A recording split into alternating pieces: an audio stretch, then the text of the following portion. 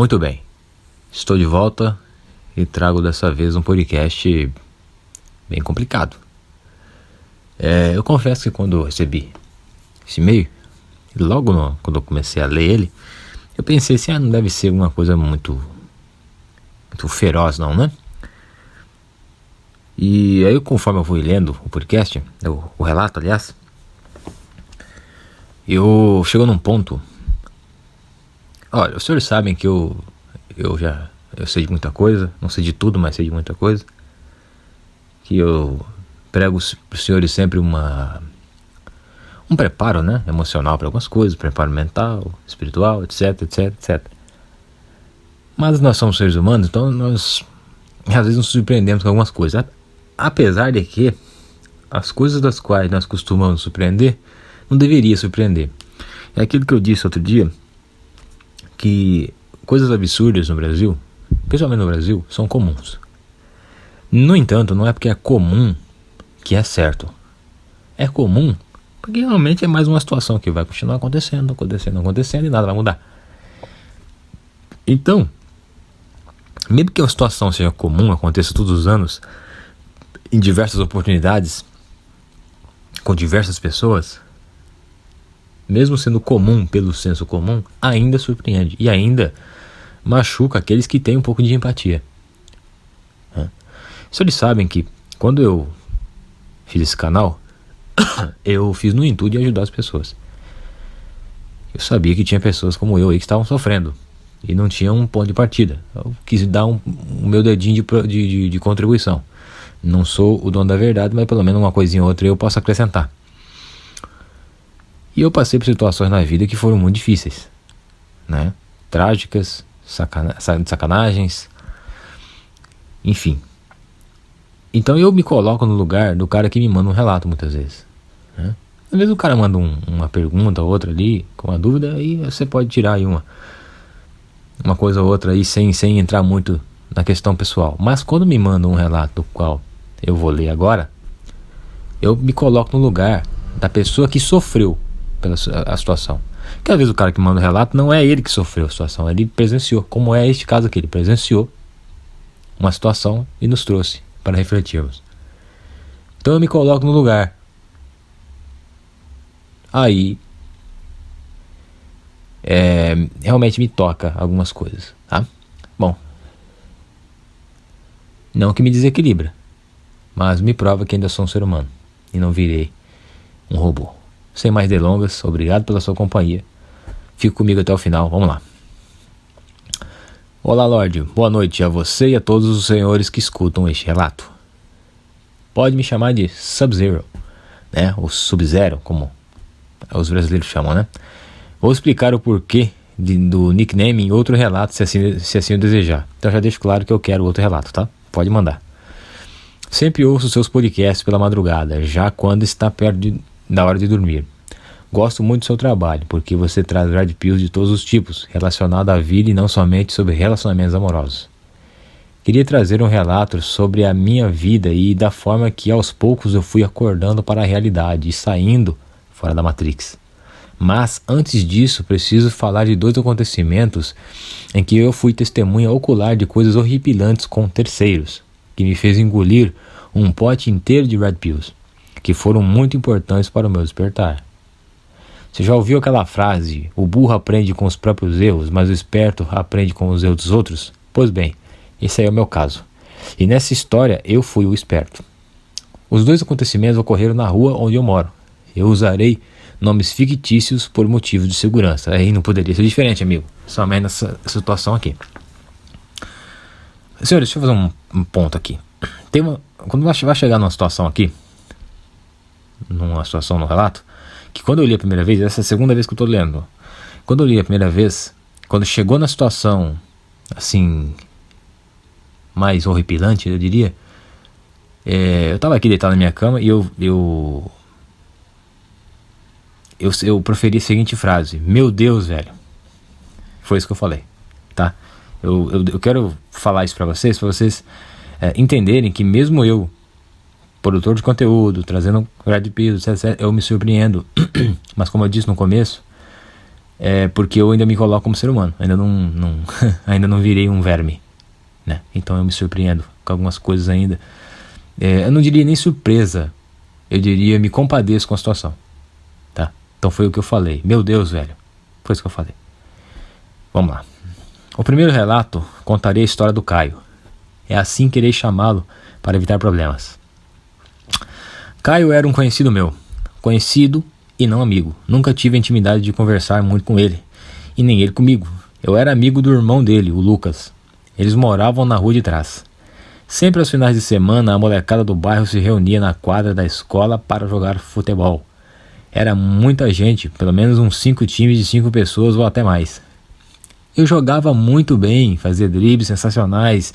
Isso fez com que Lucas sempre me chamasse para jogar no time dele. Foi assim que conheci eles. Lucas sempre chegava junto com o irmão dele, o Caio, que era o mais velho. Caio já era pai e levava o seu filho para a quadra.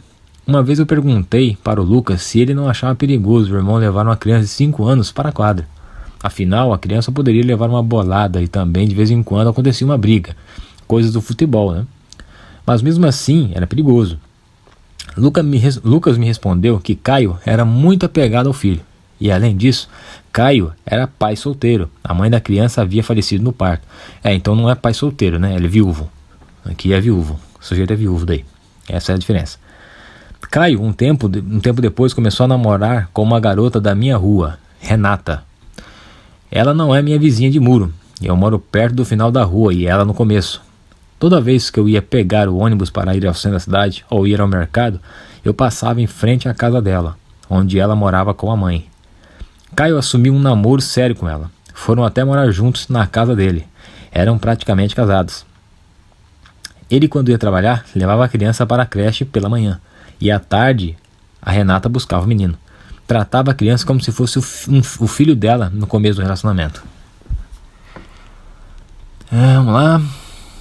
Quando o Caio assumiu esse namoro, ele parou de jogar futebol aos finais de semana. E Lucas contou que Caio estava enrabixado pela garota. O namoro deles durou pelo menos uns 3 anos. E o pessoal descobriu que eles haviam terminado quando Caio voltou a fazer tudo o que fazia antes de começar o namoro. Jogar futebol, por exemplo. Deixa eu ver se eu não pulei nada aqui. Jogar futebol, por exemplo. E ela voltou a morar na casa da mãe. Ok. Mas sempre eles estavam reatando. Terminava e voltava. Era corriqueiro. Até um dia que Caio resolveu terminar o namoro de vez. Disse para alguns amigos próximos que não voltaria, porque Renata torturava o filho dele quando ele não cedia às vontades dela. Tipo, apagava a bituca de cigarro na pele da criança. Lucas me contou isso também. Caio, para mostrar que havia superado o apego que ele tinha pela Renata, arrumou outra mulher. Renata ficou possessa e não aceitou muito bem o fim definitivo da relação. De vez em quando, os dois se encontravam pela rua. Barraco e escândalo era certo que iria acontecer. A nova namorada de Caio não suportou esses tipos de situações e não demorou muito para eles terminarem. Isso aqui salvou a menina, né? Salvou a vida dela. Ela não sabe, mas salvou a vida dela, o término desse relacionamento. Uma vez de tarde, quando eu estava voltando para casa por volta das 18 horas, eu vi Caio gritando e chorando em frente ao portão da casa dela, dizendo que iria matá-la, que seria a última coisa que ele faria na vida. E ela do lado de dentro da casa, na janela, também gritando, dizendo que ele merecia tudo o que tinha acontecido. Eu parei e fiquei observando.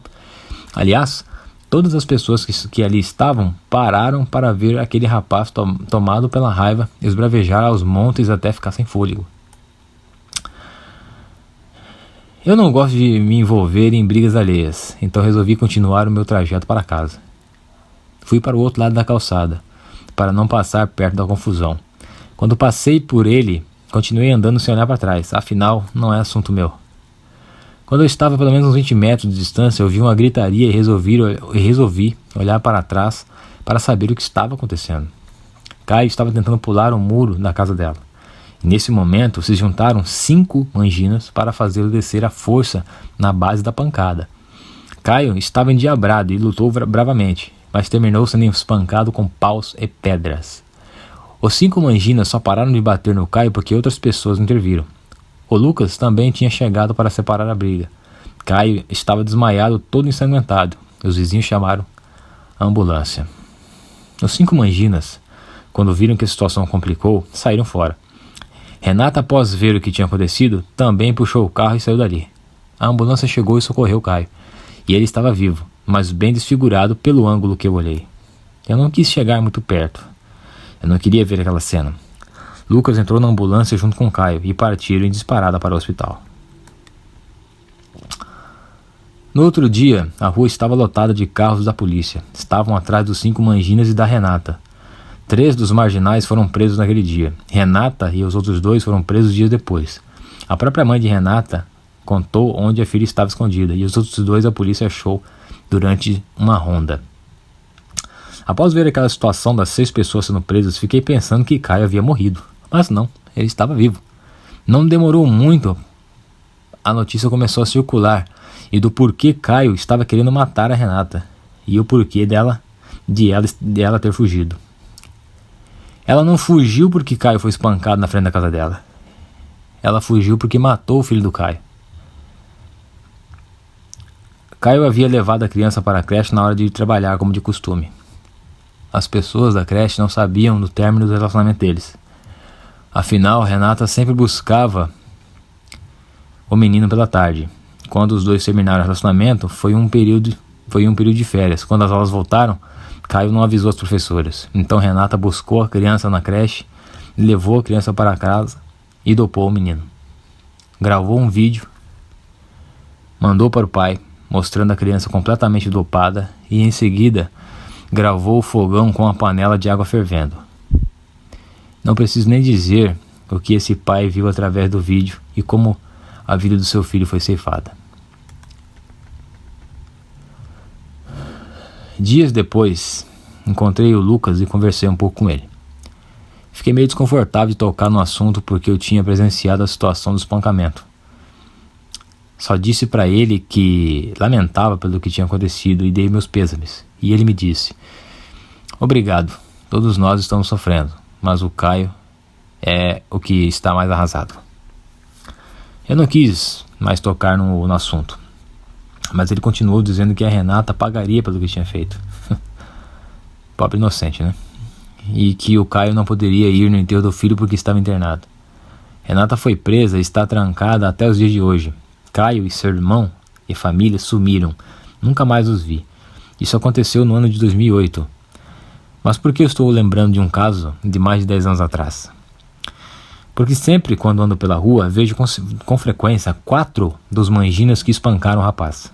Um deles, eu não sei por onde anda, mas faz tempo que ele sumiu, deve ter se mudado. Mas os outros 4 sempre estão na área até hoje, com motos barulhentas, e faça chuva ou faça sol, eles estão sempre na mesma esquina do bairro fumando maconha. Até mesmo nessa semana em que fez um frio extremo em São Paulo, chegando a fazer 3 graus de madrugada, eles não pararam. Pela manhã, às 6 horas, onde fazia 5 graus, eu passava para ir ao trabalho e lá estavam eles, fumando a droga e tossindo igual um cachorro doente. Estão parecendo eu aqui, né? Só que eu ainda estou com resfriado. Quando fui ao centro da cidade, me reencontrei com um velho amigo que me perguntou se eu ainda jogava futebol. E que, por coincidência, naquela semana teria me marcado em uma postagem no Facebook, onde teria uma quadra de society onde ele jogava. E queria que fosse jogar com ele nessa quadra de vez em quando. Eu queria explicá-lo que há muito tempo eu não usava Facebook. Aliás, eu não uso rede social nenhuma, mas ele estava tão animado em me rever que deixei pra lá. Disse a ele que quando chegasse em casa pela noite eu daria uma olhada. Afinal, eu só não deletei o Facebook de vez porque tenho alguns amigos. Porque tem alguns amigos no Facebook que ainda não tem WhatsApp, no WhatsApp, eu entendi. Quando cheguei em casa pela noite, dei uma olhada na postagem que ele me marcou. Depois de ver, dei uma fuçada no Facebook só por curiosidade. E então me deparei com uma postagem que me fez lembrar desse caso. A postagem, no caso, era de uma amiga da assassina, da Renata, né? Onde ela aparecia em uma foto antiga junto com a dita cuja. A foto em questão foi tirada em um bar onde as duas apareciam com copos de bebida nas mãos, com a seguinte legenda: é só questão de meses, a liberdade vai cantar. Dando a entender que a criminosa sairia em poucos meses. E o mais absurdo é que a foto estava cheia de curtidas e reações de felicidade. E os comentários das amigas dela eram estarrecedores, como do tipo: essa é a nossa Nazaré Tedesco. Ou: cuidado ao esquentar a água do bebê, do banho do bebê. Onda, onda, olha a onda. Lata de água na cabeça. E vários outros comentários fazendo piada da situação que aconteceu no passado. E o pior de tudo, essa publicação foi feita bem no dia 8/8/2021, Dia dos Pais. É uma afronta ou não é? Um tempo depois, a publicação foi apagada. Lembro de um dos seus podcasts em que você disse que a vingança só existe porque a justiça não é feita. Meu pai sempre diz que, quando um homem busca vingança, 2 covas são cavadas, uma para sua vítima e outra para si próprio.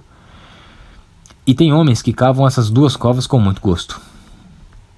Agora eu entendo o que o meu velho pai diz. A justiça dos homens, na grande maioria das vezes, não é justiça. Quando eu era mais jovem, pensava em ter uma família, esposa e filhos. Mas depois de ver isso acontecido e muitos outros, mudei de ideia. E nos dias de hoje, as coisas estão só piorando. Ainda bem que eu tomei... Ainda bem que eu tomei... Acho que é Red Pill, né? Desde muito cedo. Tomei desde muito cedo a Red Pill. E não quero me casar nem ter filhos. E estou seguindo meu próprio caminho. Muitos dizem que eu sou antissocial, arisco e cauteloso, como um lobo solitário. Que eu tenho que mudar e encarar a vida de uma forma a ser forte como um leão. O que eu respondo para elas... aquele velho ditado italiano: os leões são mais ferozes que os lobos, mas são os leões que vão parar no Coliseu. Eu queria contar um outro relato sobre o que aconteceu com o vizinho e um outro sobre a minha vida, se assim desejar, mas por hoje é só. Uma boa noite para você e para os que ouviram. Bom, amigo, obrigado pela confiança de mandar esse relato. Realmente você tem uma visão importante, eu concordo com a sua visão. Eu confesso que... eu vou confessar, mas assim, eu já confessei isso antes, tá? Num podcast que eu falo sobre antinatalismo, que eu digo que eu não quero ter filhos por alguns motivos. Um deles é porque eu realmente acho que não tenho jeito pra criança, mas eu acho que você pega o jeito. Se você tiver um filho, você pega o jeito, né? Por exemplo, mulher engravida e você vai ter que pegar o jeito, não tem negócio, vai ter que gostar. Mas não era esse o motivo principal. O principal motivo é exatamente o mesmo que o seu. Mas eu vou explicar novamente. Porque aqui é o seguinte, eu não fico enrolando de tomar cuidado no que vai falar, não. Aqui eu vou explicar para você, novamente, e para os ouvintes, por que eu não quero. Aí você diz aqui uma coisa interessante, que seu pai disse que toda vez que o homem busca vingança, ele cava uma cova para... né, a sua vítima, uma para si mesmo. Eu acho que muitas vezes a alegoria de cavar uma cova para si mesmo, aquele que busca vingança, é uma cova espiritual. Porque realmente você, quando mata uma pessoa, eu acredito que a sua vida muda de fato, né? Muda de fato porque talvez a pessoa não encare muito bem a situação. Mas eu acho que nesse casos assim, eu acho que não deveria ser cavado uma cova espiritual. Porque tem muita gente que mata outras pessoas e vivem tranquilamente, vivem por muitos anos, vão morrer de uma forma natural. Então não é certeza que isso vai acontecer. É só mais um ditado, né? Eu acredito que talvez seja feita uma maior alegoria na questão espiritual, né? Por exemplo, o cara realmente tirou a vida de alguém. Só que ele não tirou a vida de uma pessoa, não é um ser humano, mas é um monstro. Então é válido, nesse caso é válido. Agora veja bem. Veja bem. Então ela dopou a criança, esquentou lá a água e matou a criança queimada. Foi essa é a realidade. Pegou 10 anos de cana. 10 anos não, mais de 10 anos e vai sair daqui uns meses aí, segundo a postagem que foi apagada posteriormente. Eu lhes pergunto o seguinte: como seu velho pai diz, né, que a justiça no Brasil não é justiça. Não é mesmo. No máximo, é uma justificativa. Justificativa não, é uma passada de pano. Vamos fazer um negocinho aqui para não dizer que a gente não fez nada, né? Agora eu pergunto para vocês: uma pessoa que vai na creche, busca o filho do ex-namorado, dopa o garoto e o assassina da forma que foi feita, grava um vídeo e manda pro cara. É um ser humano? A pena de morte, senhores, na minha opinião, ela tem que ser aplicada quando não se enxerga mais humanidade em alguém.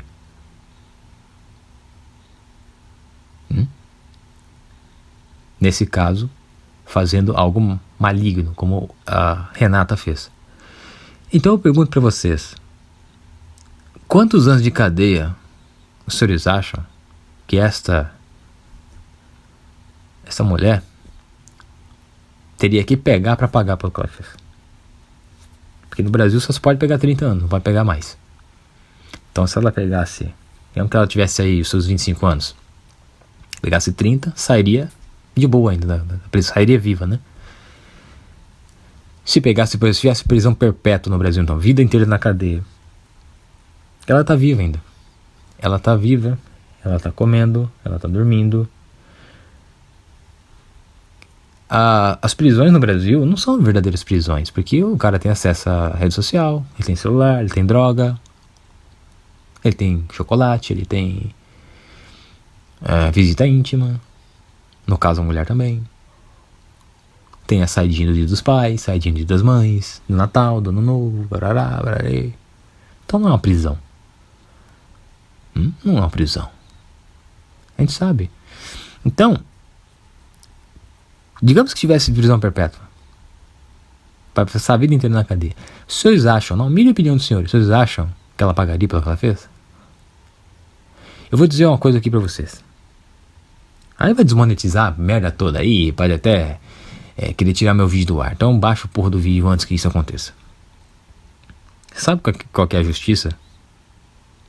Sabe qual que é a justiça nesse caso? Na minha visão? Queimar ela viva. Do jeito que ela fez com o garoto. Elas por elas. Do mesmo jeitinho. Acabou o problema. O pai vai ficar magoado? Vai ficar destruído, destroçado porque o filho foi assassinado? Vai para sempre. Mas pelo menos ele vai olhar para a justiça e vai falar assim, obrigado. Obrigado. Pelo menos isso. Ele nem isso ele pode dizer, cara. O cara era casado, a mulher morreu no parto. Provavelmente era um bom casal. Ainda existem bons casais, tá? Então ele já sofreu pela perda da esposa no parto. Então ele tem um filho, mas ele sofre pela perda da esposa dele que morreu no parto. Então ele tem o filho, tem ali o sangue do sangue dele, mas tem um pedacinho da esposa dele ali. Ele olha pra criança, ele também vê um pouquinho da mulher dele ali, né? A pessoa diz a sementinha, né? E aí o garoto é assassinado e não sobra nada pra ele. E agora eu vou perguntar pra vocês aqui, como que eu faço, como que qualquer pessoa faz, aliás, pra entrar na cabeça desse cara e falar assim, cara, esquece o negócio de vingança, isso não leva a lugar nenhum. Como que eu explico isso pra ele? Como? Como é que eu vou fazer isso? Que argumento que eu vou usar? Ah, velho, segue a tua vida. Cara, que vida? Se a vida do cara quando tem o filho, é o filho. Tua vida é tua vida quando você tá solteiro, quando você tá de boa, você tá livre, de boa. Você tem filho, a tua vida é aquele ali. Você tem que fazer de tudo para aquele garoto trilhar um bom caminho. Você tem que fazer de tudo por ele. É teu filho, é teu legado. É tua obrigação. Acontece essa porra aí. Aí você vai falar, Lorde, mas o cara também tem que saber com quem ele tá lidando. Lorde, mas porra, o cara tinha que ter avisado na creche lá que não era pra mim buscar, que a mulher já tava torturando a criança, tinha que se ligar, e não sei o que, Lorde, não sei o que, isso e aquilo. Concordo plenamente com vocês. Concordo plenamente com vocês. Mas vocês vão concordar comigo agora também. Por mais que você tome esses cuidados, quando o mal quer agir, a justiça brasileira sabe o que faz? Abre as pernas, deixa agir. Eu citei no podcast aí, você é o Rambo, que a maldade, velho, ela vai atrás de você. Se o cara ameaçar que vai te matar, você tem que fugir. Porque a justiça não vai impedir. Não vai fazer nada. Só vai parar quando um dos dois morrer. Porque aí vem justiça, aí vem perícia, aí vem direitos humanos, Ministério Público, a merda toda. Mas antes, ninguém vem. Então como é que eu vou chegar num cara e falar assim, cara, esquece isso aí, vai ver sua vida, isso é passado, supera. Como, velho? Você sabe por que é muito difícil? Primeiro, que é filho dele. Segundo, porque ele perdeu a mulher também. No parto. É surpresa, ninguém espera isso.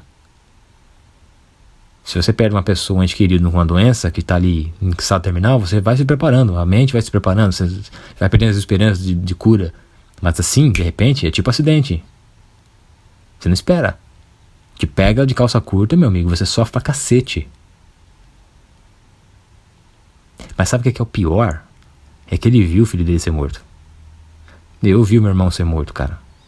Eu vi o meu irmão ser morto. Eu sofro com essa porra até hoje. Tem dias assim, eu vou dizer bem a verdade pra vocês aí. Tem dias que do nada eu sinto uma tristeza profunda por conta disso.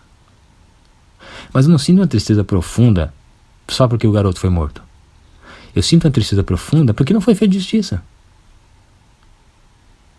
Que o cara até pagou na mesma moeda anos-luz depois. Mas ele viveu muito ainda. E não pode. Não pode. Você tá entendendo? Agora, se coloca aí você, mesmo você que não quer ter filho, cara, se coloca na situação do cara. Já imaginou você receber um vídeo no WhatsApp? Na época não era WhatsApp, não tinha isso, né? Era de alguma outra forma que recebeu esse vídeo. E viu a mulher queimar o seu filho? Você já imaginou, cara, que... Cara, como é que você explica pro cara? Como é que você convence ele a não se vingar? Como? Aí você fala assim, ah, cara, mas será que é pra tanto, velho? Nunca assistiu o Justiceiro? Ah, assisti. A Netflix tá aí, ó, assiste. Mataram a família dele. Olha o que ele faz. Se você assistir a série e entender o porquê que ele tá fazendo aquilo ali e ver o motivo principal, você vai aplaudir tudo que ele fizer. Tudo! Não é uma coisa ou outra não, você vai aplaudir tudo. Porque mesmo ele fazendo o que ele faz, ele não fere um inocente. Ele pega sempre o marginal. Ele pega sempre o mal. Esse cara é o meu... Esse é um herói de verdade. Não é anti-herói não, esse é herói. Aí vamos falar, ah, mas o cara também não podia se relacionar. Tá vendo? Foi se relacionar, isso aconteceu em 2008, senhores. O que de informação nós tínhamos em 2008? Nada. Quem nós éramos em 2008? Nada. Não tinha nem como, velho. Não tinha nem YouTube pra galera. Até tinha, mas, puta, tinha o que de masculinismo? Tinha o que de Red Pill? Tinha o que de Black Pill? Tinha o que de MGTOW? Nada. Acho que nem na gringa não tinha nada. E se tivesse, quem que ia legendar essa porra? Quem que fala inglês naquela época? Se hoje já ninguém fala, imagina antes. Se hoje tem muita gente perdida, imagina antes que não tinha informação como tem hoje. Não tinha Wi-Fi, não tinha 4G, não tinha 3G, não tinha porra nenhuma, não tinha nem celular, touchscreen, não tinha nada. Imaginou? O cara é pego de calça curta. Assim como em 2008, eu também poderia ter sido vítima de alguma coisa. Aí você vai falar pra mim, Lorde, é só não fazer a mesma coisa que esse cara fez, tomar mais cuidado, etc, etc, etc, que teu filho ou tua filha não vai passar por isso. Brother, não tem como, você não controla o mal de fora. Não controla. Meu amigo, hoje você morre porque você olha uma garota na rua, ou numa festa, sei lá, e a garota é pretendente de um bandido, e o bandido não gosta e te mata. Você morre por alguém falar que você fez uma coisa que você nem sequer sabia. Você morre voltando para casa do teu trabalho e alguém tá tirando racha e te mata com o carro. Tu não controla essas porras. Só que cara, eu me conheço. Eu sofri muito com o que aconteceu na minha família, pessoalmente, que tange mãe, pai e eu. E se eu tivesse um filho, e porventura, por exemplo, como acontece, né? Como aconteceu vários casos do garoto foi sequestrado e morto, não sei o que. Cara, se essa porra acontece, acabou tudo que eu fiz. Tudo que eu fiz na vida acabou, já era, não tenho que felicidade, não tem mais nada. A minha vida seria imbuída a caçar os meliantes e trucidá-los vivos, cara. Essa que é a verdade. Não tem outra história. Aquele que discorda disso realmente nunca viu a maldade de frente. Realmente nunca viu a realidade de frente. Então o jovem Caio, que passou por essa situação, para um cara desse cair na droga, para um cara desse cair na bebida, para um cara desse ter tirado a própria vida, não seria surpresa nenhuma para mim. Porque o que ele viu, o que ele sentiu do filho ser morto, porque o cara carrega a culpa. Você acha que ele não carrega? Ele carrega a culpa. Ele fala, cara, eu não podia ter deixado meu filho na mão dessa mulher. Eu não podia ter deixado, é o meu filho, eu tinha que ter cuidado melhor desse garoto. Era minha responsabilidade. Só que não é só a culpa, velho, é a visão, ele viu. Ele viu, a mulher filmou e viu. Ela é uma desgraçada, ela é uma pessoa que não tem mais humanidade. Ela não deveria nem estar respirando mais. Aí vamos falar aqui das amigas dela. São iguais a ela. Fariam a mesma coisa. Por possessão de ex. Fariam a mesma coisa. Olha, tirando onda. Está ligado? Esse é o mundo que você vive. Esse é o mundo real que que muita gente não quer observar, que não quer encarar. É por isso que a gente vai ver isso aqui toda hora. Porque enquanto uma minoria tá aqui no YouTube fazendo um podcast, dizendo, olha gente, é assim que funciona, toma cuidado aqui, toma cuidado ali, não faça isso, não faça aquilo. A grande maioria tá cagando e andando. Só vai perceber quando uma porra dessa aí bater na porta deles. Aí vão olhar pra você, vão contar a história, você não vai nem... Caramba, cara, você é frio, hein? Te contei uma história que você nem... Falei, meu irmão, eu sei dessa porra há 10 anos. Você devia saber também. E mesmo eu sabendo, dentro de mim ainda me dói um pouco ouvir uma história como essa aqui. Ler uma história como essa aqui. Mas eu tô imbuído na realidade. Eu sei que funciona assim. E por isso que eu não quero ter filho. Porque se acontece uma porra dessa com um filho meu ou com uma filha minha, você já imaginou, velho? Eu não suporto uma porra dessa. Eu sou um cara muito super protetor. Entendeu? Se eu tivesse filho, eu seria muito super protetor. Não aquele nível de cercear tudo, de ser um abusador. Claro que não. Mas eu seria um cara que eu não suportaria essa dor. Eu tenho certeza. Certeza absoluta disso. Então eu não vou arriscar, eu não quero. Eu não quero. Esse sofrimento eu não quero. Eu já carreguei muita, eu não quero carregar isso aí também. Eu prefiro assim, do jeito que tá. Tá ótimo. Porque, cara, não dá. Sinceramente, não dá. É só questão de meses. A liberdade vai cantar. E já cantou há muito tempo. Ela não ficou presa. Isso aí não é prisão. Prisão, sabe de quem que é? Do garotinho de 5 anos que foi morto por ela. Essa aí tá na prisão. Esse aí não sai nunca mais. É difícil, né, cara? É difícil. Não tem muito o que acrescentar aqui mais também. É isso aí mesmo. Vocês vão comentar aí, né? Certamente vão falar aí dos erros que o cara cometeu, etc. O que ele poderia ter feito diferente. Mas em 2008, complicado, né? Apesar de que como cuidar de um filho, você tem que saber a vida inteira, né? Não é porque a informação chegou agora que tem que saber agora. Eu realmente acho que quando você coloca uma criança no mundo, você tem que ter muitos cuidados. Muitos cuidados. Porque se isso daí acontecer, você vai carregar a culpa pra sempre. Mesmo que não seja toda a culpa, mas pelo menos um pouquinho já é o suficiente para te destroçar por dentro da vida inteira. Saber que você não pôde salvar. Entendeu? E essa porra aí aconteceu em 2008.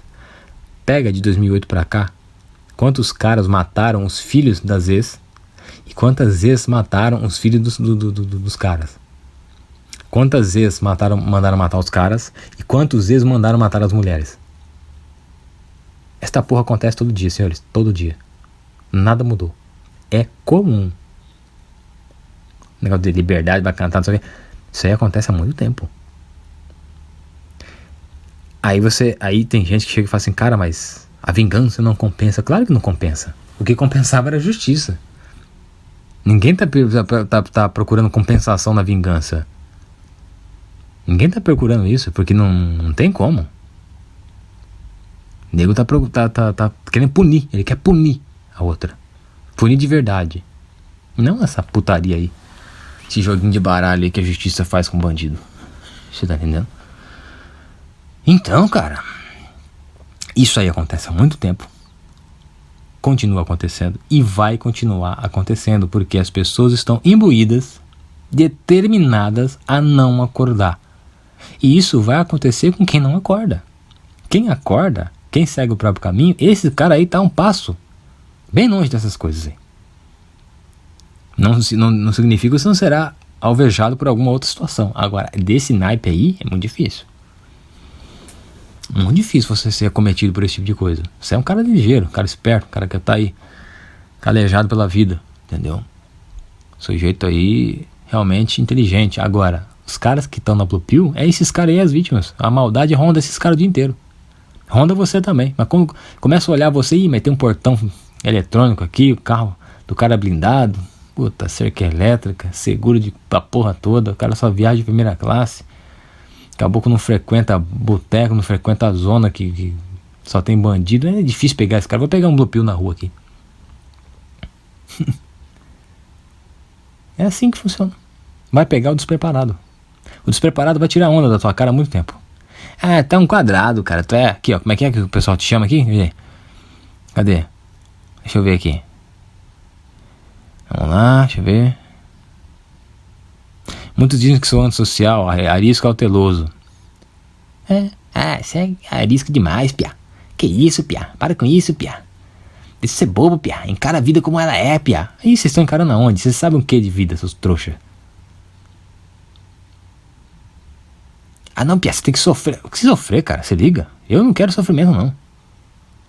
Eu sofri pra caramba. Vou ter muito tempo, mas desse tipo aqui, você tá louco. O cara que fala uma porra dessa, que ele não sabe o que é isso aí, velho. Ele nunca viu isso aí.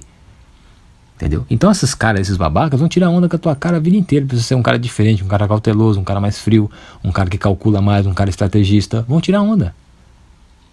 Mas lá na frente o universo dá uma recompensa pra você e uma punição pra ele. Aí ele vai chorar. Ele não sabia, por quê? Aí, pois é.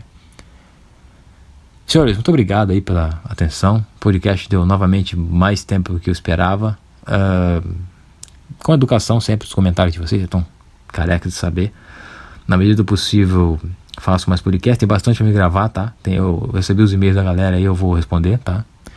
O jovem que mandou aqui disse que tem mais relato aí pra trazer. Traz pra nós aí, queremos fazer mais uma reflexão. E é isso, se o Caio estiver vivo ainda, né? De alguma maneira que Deus o abençoe, que, sei lá, pelo menos o conforte, porque eu sei que esquecer ele não vai. Que esse cara tenha encontrado aí alguma maneira de seguir em frente. É isso que eu penso. Acho que não tenho o que falar em relação a isso aí. Poderia ter tomado cuidado, poderia sim. Mas a maldade, cara, quando ela quer te pegar, ela arruma inúmeras maneiras. Eu sei disso porque realmente não tem. E quanto aos manginas, né, que eu tava esquecendo os manginas que bateram nele. Tamo aí de boa, né? Tamo aí de boa. Fumando, usando droga, incomodando o vizinho, não sei o que. Bom, é por essas e outras que eu acredito também na existência de Deus, sabe? Realmente eu acredito, mas não só por isso, eu acredito porque realmente é uma questão mais ampla. Mas esse é um dos motivos, que se realmente vai existir um tipo de justiça, que a dele seja ferrenha, seja sanguinária para esse tipo de gente. Porque se não tiver, senhores, é complicado. Se não tiver, é complicado. Eu espero que tenha. Um grande abraço a todos, obrigado pela companhia, até mais.